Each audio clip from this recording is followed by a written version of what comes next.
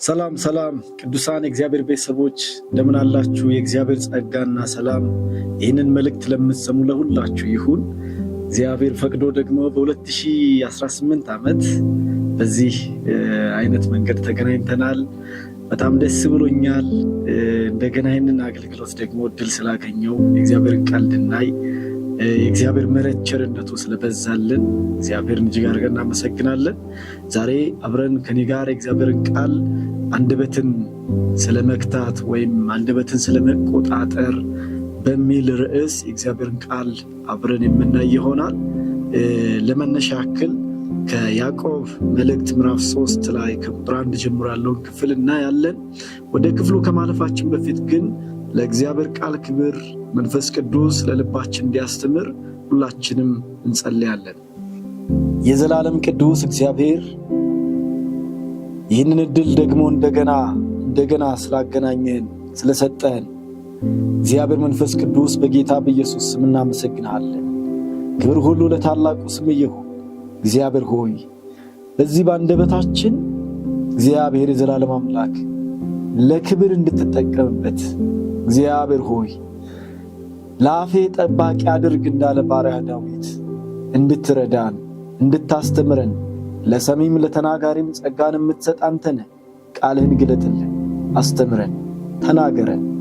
እግዚአብሔር ሆይ መንፈስ ቅዱስ በዚህ ጉባኤ አሁንም ስላለ ከዚህ መልእክት ጋር ይህንን መልእክት ለሚሰሙ ሁሉ እግዚአብሔር የህይወት መርህ እንዲሆንላቸው በጌታ በኢየሱስ ስም ጸልያለሁ። አሜን። የእግዚአብሔር አምላካችን ስም የተባረከ ይሁን። የያዕቆብ መልእክት ምዕራፍ 3 ከቁጥር 1 ጀምሮ ያለውን ክፍል አነባለሁ። ከማንበቤ በፊት ግን አንድ ጥያቄ ልጠይቃችሁ ፈልጋለሁ። እንግዲህ ይህንን መልእክት የምትሰሙ አባቶች፣ እናቶች፣ ወጣቶች ልትሆኑ ትችላላችሁ። ጥያቄ ምንድነው? ከተወለዳችሁ እስካሁኗ ይህንን መልእክት እስከምትሰሙበት ቀን ድረስ ለተናገራችሁት መልካም ጥሩ ቃሎች 10 ብር ይከፈላችሁ ብትባሉ፣ ልብ አድርጉ፣ ለተናገራችሁት መልካም ቃሎች ከተወለዳችሁ እስካሁኗ ቀን ድረስ ለተናገራችሁት መልካም ቃሎች 10 ብር ይከፈላችሁ ብትባሉ። ከዛ ደግሞ ሁለተኛው ጥያቄ ልክ እንደቀድሞ ከተወለዳችሁ እስካሁን ቀን ድረስ ለተናገራችሁት መጥፎ ቃላት መጥፎ ንግግሮች ደግሞ 5 ብር ይቀነስባችሁ ብትባሉ ሀብታም የምትሆኑ ይመስላችኋል? ባለጠጋ የምትሆኑ ይመስላችኋል? ምን ይመስላችኋል?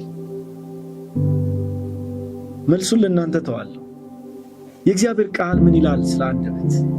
ያዕቆብ ምዕራፍ 3 ቁጥር 1 ጀምሮ ወንድሞች ሆይ ከእናንተ ብዙዎች አስተማሪዎች አይሁኑ፣ ምክንያቱም እኛ አስተማሪዎች የሆንን የባሰ ፍርድ እንደምንቀበል ታውቃላችሁ። ሁላችንም በብዙ ነገር እንሰነካከላለን።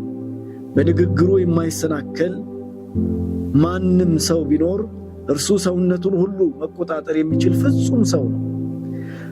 ፈረሶች እንዲታዘዙልን ልጓም ባፋቸው ውስጥ ስናስገባ መላ ሰውነታቸውን መምራት እንችላለን። ወይም መርከቦችን ተመልከቱ።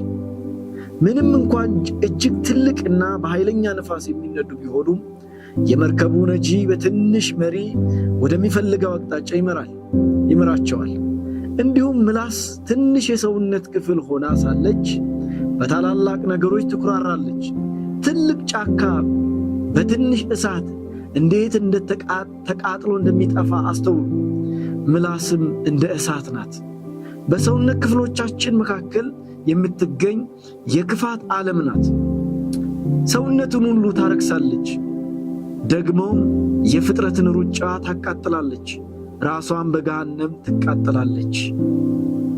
ማናቸውንም አይነት እንስሳት፣ አዋፍ፣ እንዲሁም በምድር ላይ የሚሳቡና በባህር ውስጥ የሚኖሩ ፍጥረታት ሁሉ መገራት ተችለዋል፣ በሰውም ተገርተዋል።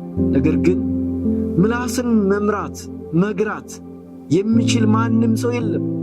የሚገድል መርዝ የሞላባትና እረፍት አልባ እረፍት የሌላት ክፉ ነገር ናት። በምላሳችን ጌታን አብን እንባርካለን፣ በእርሷም ለእግዚአብሔር አምሳል የተፈጠሩትን ሰዎች እንረግማለን። ከአንድ አፍ በረከትና መርገም ይወጣል። ወንድሞች ሆይ ይህ ሊሆን አይገባም። ከአንድ ምንጭ ጣፋጭ ውሃ መራራ ውሃ ይመነጫልን? ወንድሞች ሆይ በለስ ወይራን ወይንም በለስን ሊያፈራ ይችላልን? እንዲሁም ከጨው ውሃ ጣፋጭ ውሃ ሊገኝ አይችልም። አሜን። ይህ እግዚአብሔር ቃል ነው። በመጽሐፍ ቅዱስ በንግግር ምክንያት መልካም ባልሆኑ ንግግሮች ምክንያት ትውልድ ጠፍቷል። እግዚአብሔር ካሰበለት በረከት ጎድሏል። ቀጥታ ወደዚህ ክፍል የገባውበት ምክንያት ያዕቆብ የሚነግረን በአንደበታችን ማለት በሰውነታችን ክፍል ያለች እሳት ይላል ምላሳችንን። በዚህ አንደበታችን እግዚአብሔር እንባርካለን። አንተ ቅዱስ ነህ፣ አንተ ኃያል ነህ፣ አንተ ልዑል ነህ እንላለን። በዚሁ አንደበታችን ደግሞ ወንድማችንን እናማለን፣ ያልተገባ ንግግሮችን እናገራለን፣ እንራገማለን። ርኩስ ነገር ካፋችን ይወጣል፣ የበረከት ነገር ምን እናገራለን። ያዕቆብ ሊል የሚፈልገው መልእክት እንደዚህ ሊሆን አይገባም፣ አይቻልም። ምክንያቱም እንዴት ሊሆን ይችላል? ከአንድ ምንጭ ጣፋጭ እና መራራ ውሃ ሊፈልቁ አይችሉም። ለሰውነት የሚስማማ እና የማይስማማ ውሃ ሊፈልቁ አይችሉም ብሎ ይናገራል። እናንተ ቅዱሳን ይህን መልእክት የምትሰሙ አንደበታችንን ምን ያህል እየገራን ያለ ነው? ለአንደበታችን ምን ያህል ጥንቃቄ እያደረግን ያለ ነው? ሰዎችን ስንናገር ይህንን መልእክት የበለጠ የሚያብራራልን በዘኍልቍ መጽሐፍ ምዕራፍ 13 እና ምዕራፍ 14 ላይ ያለው ክፍል። እዚህ ክፍል ላይ በምዕራፍ 13 ላይ እግዚአብሔር ለሙሴ የሚያዘው ትእዛዝ አለ እና ይሄ ትእዛዝ ምንድነው? እሱ ሄደው ሰላዮች የሚሰልሉ ሰላዮችን ከ12ቱ ነገድ እንዲዘጋጅ ብሎ ያዛልና ከዛ ሰላዮቹ ደግሞ የተሰጣቸው መመሪያ አለ። መመሪያው ምንድነው? እሱ የሚሰልሉት ምድር ከተማይቱ ምን አይነት ነች? የተመሸገ ከተማ ነው ወይስ ደግሞ የታጠረ ከተማ ነው? በጣም ብዙ መመሪያዎች። አፈሩስ ምን አይነት ነው? ለም ነው? ፍሬ ያፈራል ወይስ ደግሞ ደረቅ ነው? በረሃማ አሸዋ ነው? እና ይሄን ሁሉ የሰዎቹስ ሁኔታ እንዴት ነው?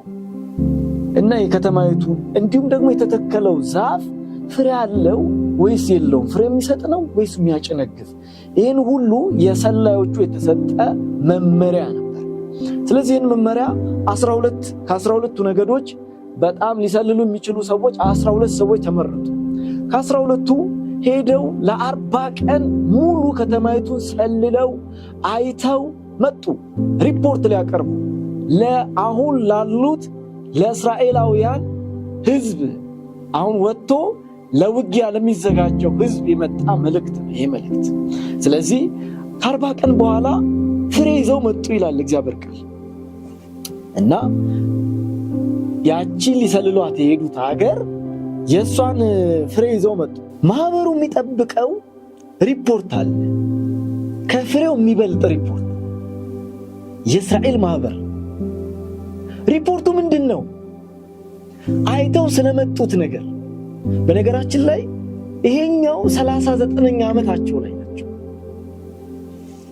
እና ወደ ከነዓን ለመግባት እውነትም ወተትና ማር ወደምታፈሰው ምድር ለመግባት የቀረቡበት ሰዓት ነው። ስለዚህ ይሄ ሪፖርት በጣም ወሳኝ ነው እና ከ12ቱ ግን 10ሩ ነገድ ቀደም ብሎ መናገር ጀመረ። ከ12ቱ ነገዶች ንግግራቸው ምንድን ነው? ምድሪቱ መልካም ነች፣ ፍሬዋ ጣፋጭ ነው፣ በጣም የሚበላ አላት፣ በጣም ለም ነች። ግን ሰዎቹ ክፉ ናቸው። እኛ አሉ እኛ በእነሱ ፊት እንዳንበጣንን። እኛ በእነሱ ፊት እንዳንበጣንን። ልብ አድርጉ። ያኖራቸው ያወጣቸው እግዚአብሔር ነው። እየመራ ከክፉ ሁሉ የጠበቃቸው እግዚአብሔር ነው። የእግዚአብሔር አብሮነት የእግዚአብሔር ታዳጊነት አልጠራም። ማህበሩ ምንም አላለም። 10ሩ ሪፖርት ሲያቀርቡ ስለ እግዚአብሔር አብሮነት የእግዚአብሔርን ጣልቃ ገብነት የእግዚአብሔርን ጥበቃ አልተናገሩ። ዝም ነው ያሉት። እና ይህንን ሪፖርት የሰማ የእስራኤል ማህበር ሁሉ ይላል እግዚአብሔር ቃል ሁሉ አለቀሰ። ልብሱን እየቀደደ አለቀሰ። ብዙዎች አዘኑ፣ ልባቸው ተሰበረ። ከዚያ ምን አሉ?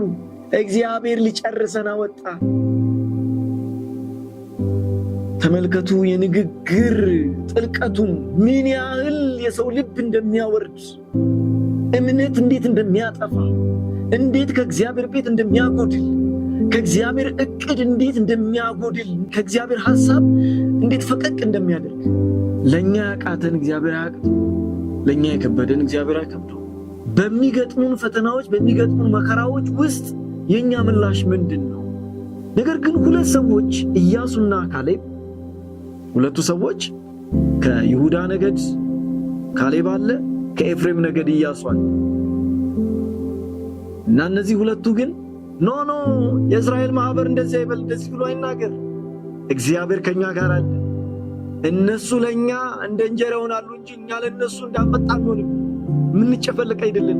ለምን? እግዚአብሔር ጋር አለን።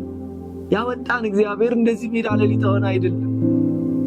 ነገር ግን መጽሐፍ ቅዱስ ስታነቡ ዘኍልቍ ምዕራፍ 14 ላይ ሪፖርቱን ይዘው የመጡ ፍሬ ይዘው የመጡ የወይን ፍሬ ይዘው የመጡ የሚበሉ የተለያዩ ፍሬዎችን ይዘው ተሸክመው ይዘው መጥተው አንወርስም የሚል አለቀልኝ የሚል ፍሬው መልካም ነው ፍሬ ይዞ አኛ በቃ አለቀልን እግዚአብሔር እዚያ ያደረሰን ሊያስጨርሰን ነው የሚል ንግግር ምን ያህል ክፉ ንግግር ነው ይሄ! ከሰው ጋርም ከእግዚአብሔር ጋርም የሚያጣላ በጣም መልካም ያልሆነ ንግግር።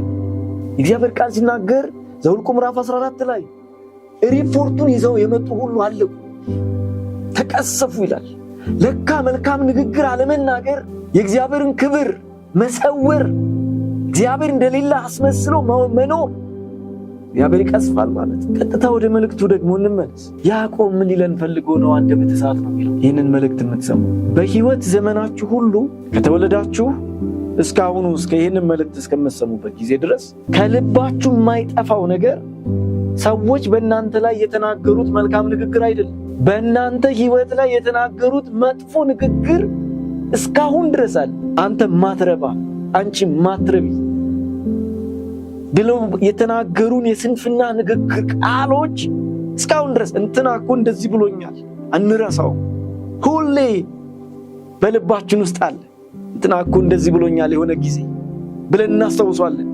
የተመታነውን ግን አናስታውስም። ለምንድን ነው እሱ ይሄ እንዲቀመጥ ያደረገው? አንደበት ምን ያህል በሕይወታችን ውስጥ ቦታ እንዳለው በአንደኛ ዮሐንስ ምዕራፍ 3 ቁጥር 18 ላይ በአንደበታችን አንዋደድ ይላል። በእግዚአብሔር ቤት ውስጥ እሁድ ለአምልኮ ስትመጡ፣ ቅዱሳንን ስታገኙ፣ ሰላም ስትባባሉ በምን አይነት ስሜት በምን አይነት የፍቅር ግለት ነው? ሽንገላ የሌለበት ነው? እውነት መንፈስ ቅዱስ ያንን ሲያይ ደስ የሚሰኝበት ነው? ወይስ ደግሞ በልባችን ስለዛ ሰው መልካም ነገር ሳይኖረን ሰዎች ምን ይሉኛል ብላችሁ ነው እግዚአብሔርን ሰላምታ የምትለዋወጡት? እግዚአብሔር ቃል ደግሞ እንደዚህ እንዳታደርጉ ብሎ ያዛል። በአንደኛ ዮሐንስ ምዕራፍ 3 ቁጥር 18 ላይ በአንደበታችን አንዋደድ ይላል። በዚህ በያዕቆብ መልእክት ላይ መለስ ስንል ያዕቆብ አንደበትን በሶስት ነገሮች ይመስለዋል። የመጀመሪያው አንደኛው ልጓም ይላል። ለፈረስ ልጓም፣ ግዙፉን ፈረስ በልጓም መቆጣጠር እንችላለን ይላል። ሁለተኛው መርከብን ይላል። መርከብ ትልቅ ግዙፍ የሆነ ሲሆን ያንን ትልቅ ግዙፍ የሆነውን መርከብ የምታንቀሳቀሰው ትንሽ መሪ ነች። ሶስተኛው እሳት ይላል። እሳት ጥቂት ነች። ትልቁን ጫካ ማቃጠል የምትችለው ጥቂቷ አንድ ክብሪት ለብዙ ነገር ውድመት ትበቃለች። ምን ማለት ነው? ዛሬ ከእግዚአብሔር ቤት የሚጎሉ ሰዎች ተመተው ሳይሆን ከስንፍና ንግግር የተነሳ ይህን መልእክት የምትሰሙ እናንተ ቅዱሳን ምናልባት ሳታውቁ ማውቃችሁ መልካም ያልሆነ ቃል የተናገራችሁ ባካችሁ ሂዱና ይቅርታ ጠይቁ። ለተናገራችሁስ ይሄ ንስሐ ጊዜ ነው። መንፈስ ቅዱስ እየተናገረስ ቢሆን አሁን እየተናገረ ቢሆንስ መልካም ላልሆኑ ቃላቶች ለተናገራችኋቸው። እንዲሁ ደግሞ በመጽሐፍ ቅዱሳችን በብሉይ ኪዳን በዳዊት ዘመን አቤሴሎም የዳዊትን መንግስት እንዲከፍል ካደረጉ ሰዎች መካከል አንዱ አኪጦፌል ይባላል። የአኪጦፌል በጣም የሚገርመኝ አኪጦፌል ምክር ሲጠየቅ እንደ እግዚአብሔር ቃል ይጠየቅ ነበር ይላል። በጣም ከባድ ሰው ነው። ንግግሩ ከባድ ነው። አንደበቱ ከባድ ነው። አኪጦፌል የሱ ምክር መሬት ጠብ አትልም። እንደ እግዚአብሔር ቃል ይጠየቅ ነበር። በሁለተኛ ሳሙኤል ምዕራፍ 16 ቁጥር 33 ላይ ለምን ካላችሁ አኪጦፌል የተናገረው ነገር በጣም ከባድ ነው። ምንድነው ከባድ ያደረገው? አንደበቱ። ኪሎ አይደለም፣ ክብደቱ አይደለም፣ አንደበቱ ከባድ ነው። እና ዳዊት እግዚአብሔርን ሲለምን በመዝሙረ ዳዊት መዝሙር 141 ቁጥር 3 ላይ ለአፌ ጠባቂ አድርግ፣ የከንፈሮቼንም መዝጊያ ጠብቅ። እንዲህ ብለን መጸለይ ይገባናል። በእርግጥ አንዳንድ ጊዜ ስንጎዳ ስናዝን ለጎዱን ሰዎች ምላሽ እንዲሆን ብለን የምናስባቸው የስንፍና ቃሎች ናቸው። ግን እግዚአብሔር መንፈስ ቅዱስ እንደዚህ አይልም። በቃሉ የእግዚአብሔር ስለሆነ መልሱ የእግዚአብሔር ስለሆነ ስንወጣ ስንገባ ቤት ውስጥ በስራ ቦታ በየትኛውም ሁኔታ አንደበቶቻችን ልንገራ ይገባናል። በተለይ እኛ አማኞች የክርስቶስን ስም የተሸከምን አንደበታችን ልንገራ ይገባል። የእግዚአብሔር ቃል ነው የሚናገር። እሳት ነው ይላል። አንደበት እሳት ነው። ብዙዎችን እያቃጠለ ከእግዚአብሔር ቤት የሚያጎድል ሁልጊዜ ያን ነገር በታሰበ ቁጥር የሚያቃጥል የሚቆጠቁጥ በቃ ደስ የሚል ስሜት የማይፈጥር። ይህን መልእክት የምትሰሙ ቅዱሳን መንፈስ ቅዱስ ምን እያላችሁ በዚህ ሁሉ ውስጥ እግዚአብሔር መንፈስ ቅዱስ እንዲሰራባችሁ በሙላት ያለመከልከል እንዲጠቀምባችሁ እድል ስጡት። ሙሉ ሰው ሁኑ። ቸርች ስትመጡ መልካም፣ ቤት ስትሄዱ ሌላ ሰው አትሁኑ፣ ራሳችሁን ሁኑ። ይሄ እግዚአብሔር ቃል ነው። ለዚህ ነው ዳዊት በጣም ከባድ ነገር ስለሆነ ለአፌ ጠባቂ አድርግልኝ፣ ከንፈሮቼን ጠብቅ ይላል። ይለምናል እግዚአብሔር። ጸሎት ነው። ይህንን ጸሎት እኛም ቅዱሳን ልንጸልይ ይገባናል። ያዕቆብ በእርግጥ ከባድ ነው ይላል፣ ግን ከባድ ስለሆነ ነው ለእግዚአብሔር ማስገዛት ያለብን፣ እግዚአብሔር መምሰል ያለብን። ዛሬ በንግግራችን ምክንያት ከእግዚአብሔር ቤት የጎደሉ የጠፉ የሉ? እንትና እንደዚህ ብሎ የቀረው ብለው የቀሩ ሰዎች የሉ? በንግግር ምክንያት በተናገርናቸው መልካም ያልሆኑ ንግግሮች ምክንያት ከእግዚአብሔር ቤት የጎደሉ ሰዎች የሉ? አሉ። ለዛ ማን ነው እሱ መልስ የሚሰጥ ኃላፊነቱን የሚወስደው? ለነዛ ከእግዚአብሔር ቤት ለጎደሉ ሰዎች። ክፉ ቃል በክፉ አይመለስም። ክፉን በክፉ ማሸነፍ አንችልም፣ አልታዘዝም። ይህ እግዚአብሔር ቃል የምናሸንፈው በመልካምነት ነው። እግዚአብሔር በመልካምነት ይግለጥ። መልካም በሆኑ ንግግሮች፣ መልካም በሆኑ ሐሳቦች ሁሉ እግዚአብሔር ይግለጥ። ዘኍልቍ ላይ 10 ነገድ ይህንን ቃል ከተናገሩ በኋላ የእስራኤል ማህበር በጠቅላላን ያለቀሰው የጮኸው አለቀልን፣ ልጆቻችን አለቁ። ለምን?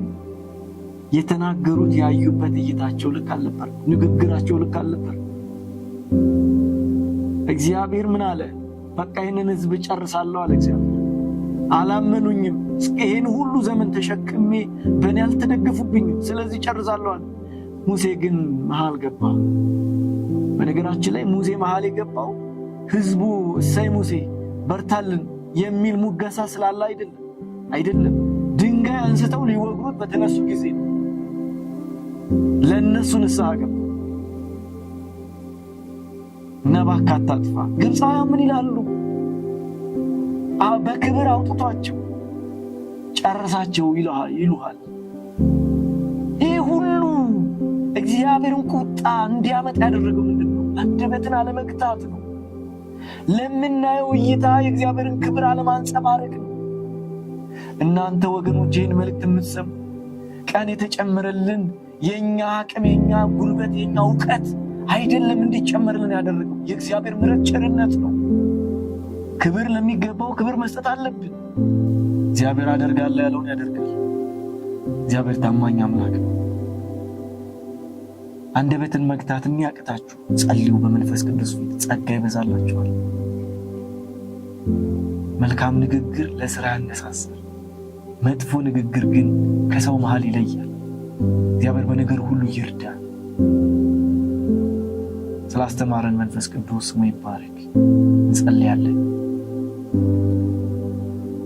ባሪያ ዳዊት ሲናገር ለአፌ ጠባቂ አድርግ፣ ለከንፈሮቼ ጠባቂ አድርግ እንዳለ ይህንን መልእክት ለሚሰሙ ሁሉ መልካም ንግግር መናገር ላቃታቸው ሁሉ እግዚአብሔር መንፈስ ቅዱስ የመልካም ንግግር ተናጋሪ ድሃ ለሆኑ ሁሉ በጌታ በኢየሱስ ስም በጸጋ እንድትደግፍ መንፈስ ቅዱስ እንድታስተምራቸው እግዚአብሔር መንፈስ ቅዱስ በኢየሱስ ክርስቶስ ስም ስትወቅሳቸው እንዲሰማቸው በጌታ በኢየሱስ ስም እጸልያለሁ። ይሄ መልእክት ለሚሰሙ ሁሉ እግዚአብሔር ለበረከት ይሁንላቸው። ተወቅሰው ከቤት እንዳይጎዱ፣ ተወቅሰው ይቅርታ ብለው እንደገና እንዲታሰቡ በኢየሱስ ስም እጸልያለሁ። መንፈስ ቅዱስ ስምህ ለዘላለም ይባረክ። በናዝሬቱ ጌታ በኢየሱስ ስም አሜን። የእግዚአብሔር ጸጋና ሰላም ይብዛላችሁ። በሌላ ጊዜ በሌላ ትምህርት እንገናኛለን። ተባረኩ።